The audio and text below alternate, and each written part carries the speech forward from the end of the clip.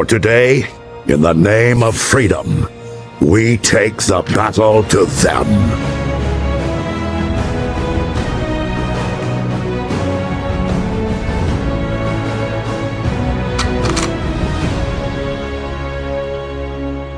The cast of Avengers Doomsday has finally been revealed in what was a rather interesting way, with Marvel doing a live stream which was just titled Announcement.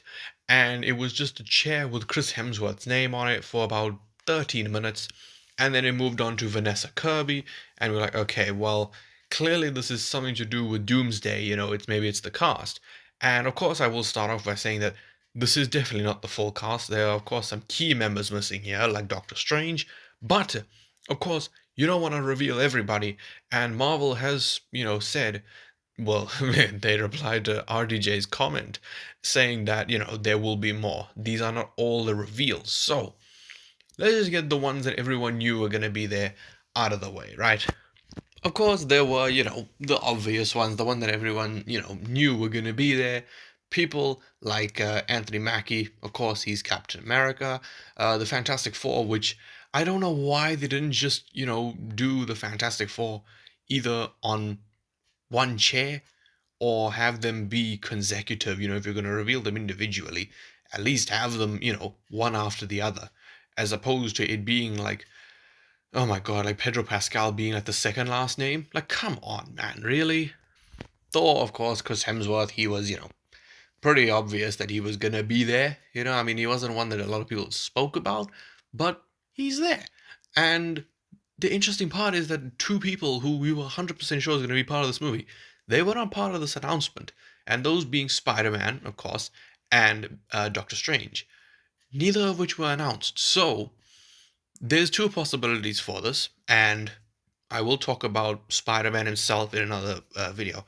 But I just think that these two perhaps will be part of the next announcement, or they just won't announce them, because it's pretty obvious that at least Doctor Strange is going to be here.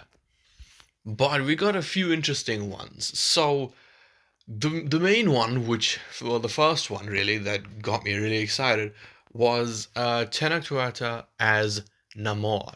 Namor is back, and I was not expecting him to return in this movie, because I was genuinely like, okay, they left it at, they left it in a good place, with Namor's character and all of that, because of him being like, oh, don't worry, when the humans come for Wakanda, they'll come begging they'll be begging us for help. But I did not expect to see Namor back in an Avengers film. That's really interesting. And then, carrying on with the Black Panther characters, we have Shuri, of course, who is Black Panther, and that's really cool. I love Shuri. I really like her as Black Panther. I think her taking up the mantle felt like a natural progression, even though, of course, it was unplanned and was, pretty improvised. I think they did a fantastic job with that. And of course, you got M'Baku. And M'Baku, well, he's just awesome, he was in Infinity War, he was in Endgame, so just having him in Doomsday, I just hope they don't kill him. He's such a lovely, fun character. Paul Rudd, of course, Ant-Man will be back.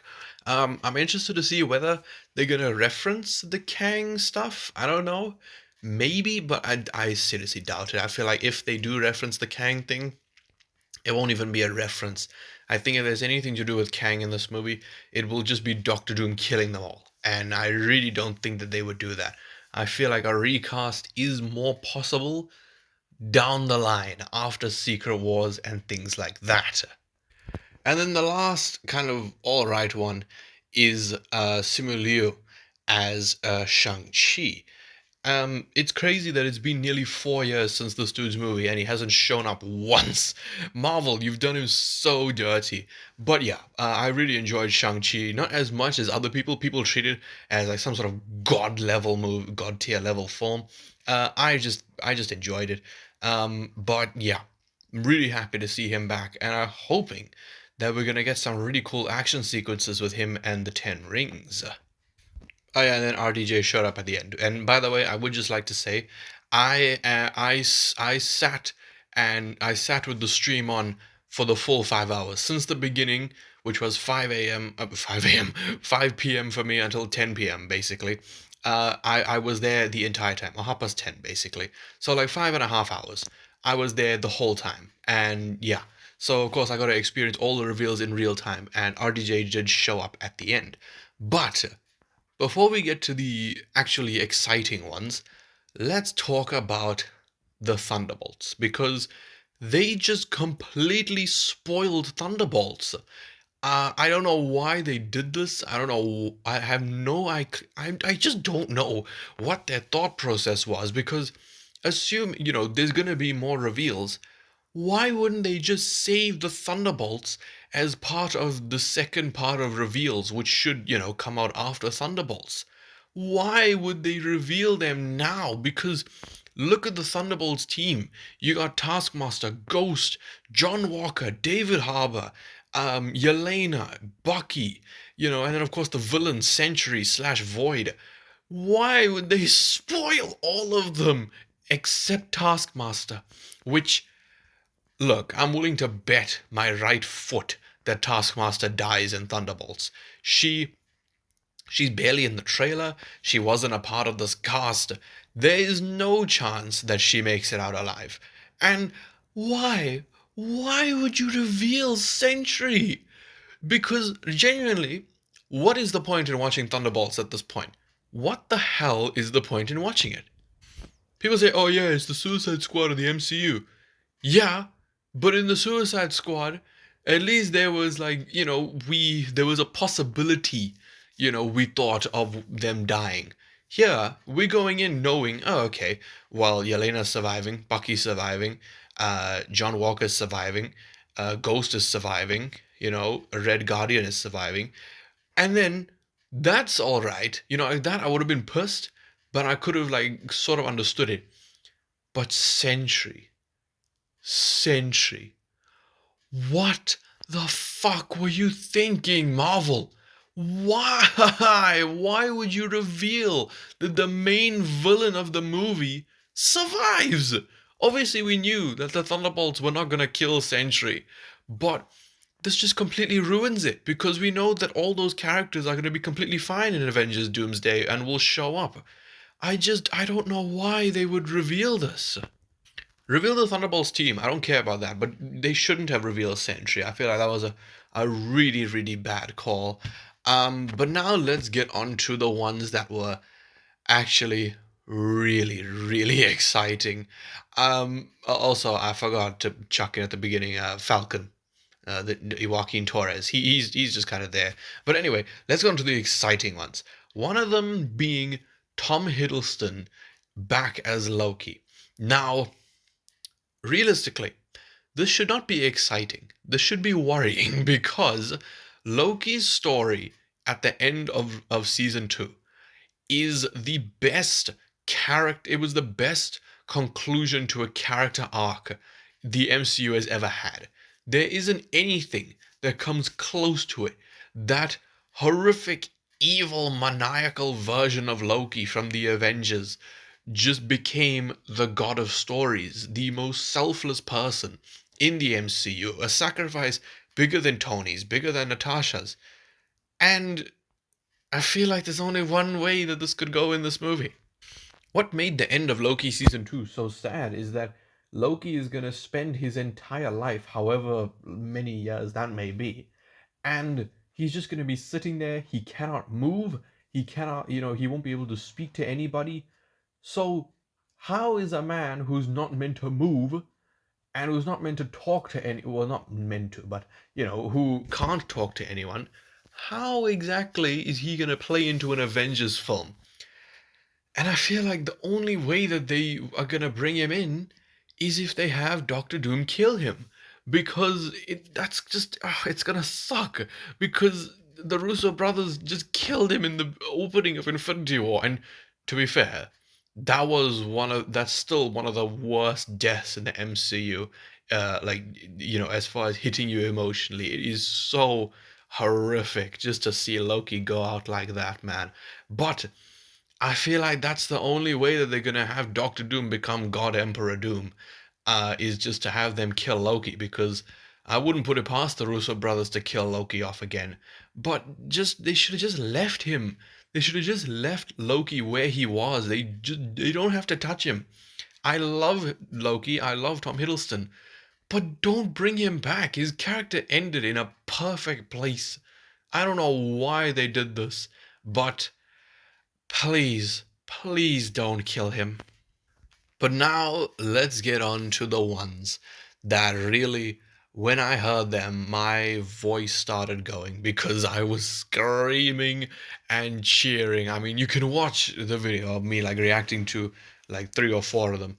But let's just start off with the first one being Kelsey Grammer.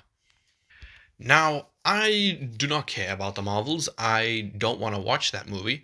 But of course, I know in the post-credit scene, Beast, fully CGI, did show up. And I'm going to be honest with you, even though I don't like the way the Marvels looks, I really liked the look of CGI Beast. And that comes from someone who usually, I hate CGI. Practical effects is the way that I love it. But CGI Beast actually looked decent. And, I'm really happy he's coming back because really he's only played the character three times. He played him in The Last Stand. He played him at the end of Days of Future Past, which I mean, he had like what, one line, and then he was in the Marvels post-credit scene. And I'm really excited to see him back.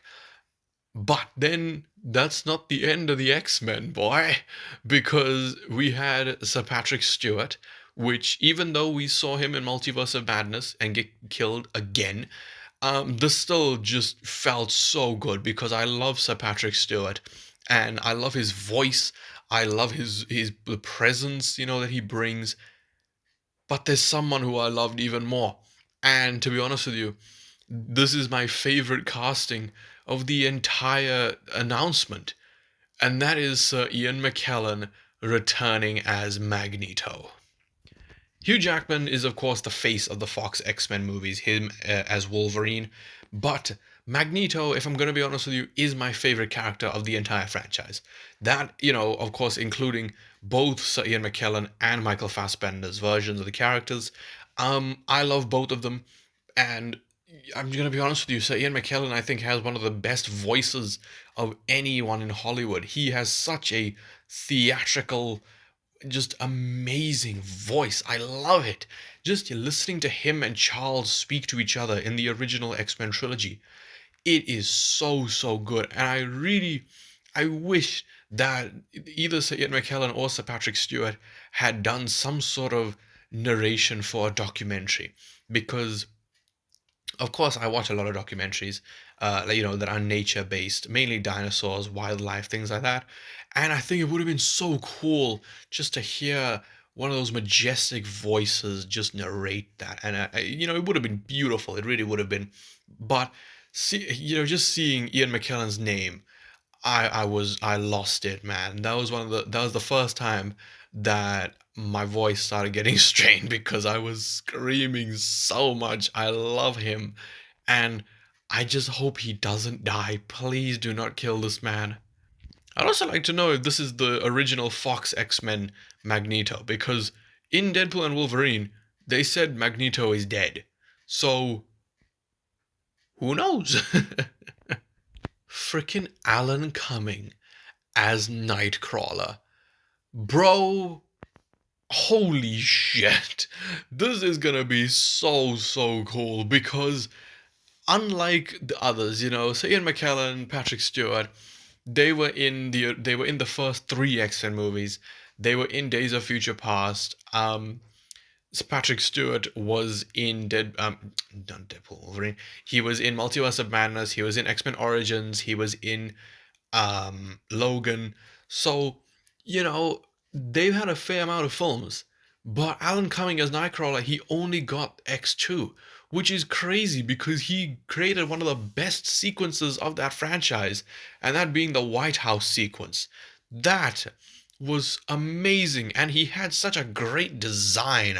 I really, really loved it, and it's such a shame we never got more of his character. But hey, man, he is back. So yeah, Alan Cumming as Nightcrawler. I'm so happy to have him back. And speaking of blue people, oh boy, Oh boy.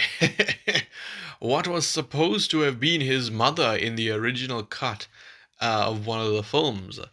We have Mystique. And no, not Jennifer Lawrence, the good Mystique. Rebecca Romaine is back. And dude, please, please, I'm saying this for both her and Nightcrawler. I don't care. Normally, I care so much about the actors' experiences on set, but please, I don't care if you make their lives miserable. You need to use the makeup and the prosthetics. Please, Mystique, that is probably my favorite use of prosthetics and makeup in any movie, just because she looked so real and she looked good. That's what I mean, and not in a weird way. Like, I know obviously Mystique being naked is something that a lot of people didn't really like, but she looked good. You got to be honest. It, like, that scaly look that they gave her, it was unsettling, but at the same time it looked really cool. And you just can't do that with CGI. It's just, it doesn't create the same effect. And to be fair to them, even the CGI back in 2000 of her transforming into different people still looked good. But that doesn't mean you should use CGI, Marvel. Cover Rebecca Romaine in prosthetics. Do it now. Then, of course, there's James Marsden as Cyclops. And man, I'm so happy for him. I love him in the Sonic movies, and I feel like he's an underrated actor. He is actually a good actor, and I mean he's good looking, to be fair. But yeah, he was for the little bit we got of him as Cyclops, he didn't really have the best script to work with. I'll be honest, they really did him dirty in that trilogy, but I'm hoping here he is like a proper Cyclops. Give him the proper outfit, give him the real comic book Cyclops suit, and basically just have him look like how he did in X-Men '97. I love that suit, and it's just going to be so cool to see him play an older version of Scott Summers and really play a version that should be more respectful to the character. And you can tell that he really cares about Cyclops. He's not one of those people who just plays the role just for the sake of. No, he really cares about him. But honestly, probably the one apart from Sir Ian McKellen and Rebecca Romaine that got me really excited is Channing Tatum returning as Gambit. My name, Jeff, is back. And this is definitely something that was not planned at all. Like, nobody at Marvel can tell me that they plan for Channing Tatum to return as Gambit, especially in Doomsday, because he was meant to be like a joke in Deadpool and Wolverine until that final, battle. I say final battle, until the Cassandra Nova compound fight, where he was genuinely really badass. And much like I was just saying about James Marsden loving Cyclops, Channing Tatum loves Gambit even more because he like dressed up as Gambit when he was like 7 years old or whatever it was. He was meant to, of course, get his movie. That never happened. He was meant to be in The Last Stand. That never happened. So seeing him in Deadpool and Wolverine, you can see he really cares about this character. And seeing him back in Doomsday, dude, I'm so happy. He was my favorite character in Deadpool and Wolverine. Well, apart from Wolverine, of course. But yeah, that is basically the entire cast. I'm really, really happy with the amount of X-Men we have here because I've said it, as much as I love Deadpool and Wolverine, I was severely disappointed that we never got any of the X-Men here. Because we got Wesley Snipes, yes, that's cool, but come on, none of the X-Men? We got Wesley Snipes, we got Jennifer Garner, we got freaking Johnny Storm. Johnny Storm, to be fair, that one, amazing. Love it. But I was so upset that we didn't get a single character from the Fox X-Men universe. And before you say Wolverine, no. No, he's not Fox Wolverine. He's not. And same with Gambit. He's not an X-Man. So, yeah. Who freaking knows, man? Who freaking knows? But, yeah, some ones that really surprised me here are, of course, like the Thunderbolts, which, by the way, Ghost, um, Smash. Namor, really surprised that he was there. Was not expecting that. And of course, all the X-Men. I was not expecting to have so many X-Men. I love the X-Men so much. And it's just cool that they're finally gonna get some respect again. So, yeah, I'm just really excited for this movie now. And, to people who say that Marvel is dead, 10 million of us sat for 5 hours looking at empty chairs. So, oh my god, it was so dumb, bro. But yeah, please let me know your thoughts on these castings. Who do you think will be a part of the next lot of castings? Will we get more X-Men? Will we get the OG Fantastic Four? I hope so. And it's just gonna be really, really cool to see the OG Fantastic Four. Hopefully, maybe the more of the Fox X-Men characters. Of course, we gotta get Jean Grey in here. Of course, Halle Berry, Storm. Maybe Ben Affleck, Jennifer Garner. Who freaking knows? But yeah, please just let me know your thoughts on these castings and who, surprised you the most. Who are you most excited for? And yeah, anything, everything, please let me know down in the comment section below. If you did enjoy this video, then please leave a like, subscribe, and goodbye.